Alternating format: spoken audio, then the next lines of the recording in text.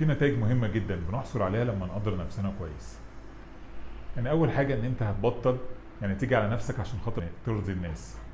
يعني انت عارفين في دايما مواقف كتير بنتحط فيها، ممكن حد يستغل مثلا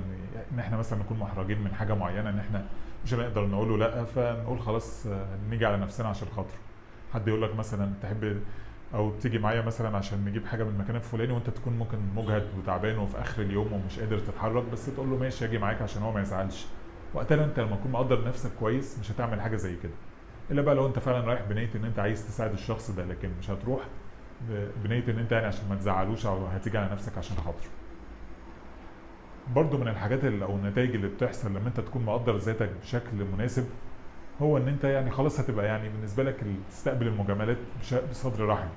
يعني عارفين الشخص لما يكون مش مقدر ذاته، لما حد مثلا يقول له ايه مثلا القميص الحلو ده او ايه التيشيرت الحلو ده، هتلاقيه يا اما بقى بيحاول يغلوش على الموضوع، يقول له لا ده لا حلوه ولا حاجه، ده انا كان عندي مثلا بقاله فتره وما جيتش بيه، او ده يعني بيقولها بقى بهزار او طريقه، ده اقل حاجه عندي. لا ساعتها هو يستقبل المجامله ويعرف فعلا، هيصدق اصلا ان الراجل الحاجه اللي الشخص ده بيجامله فيها هيصدق انها حقيقيه.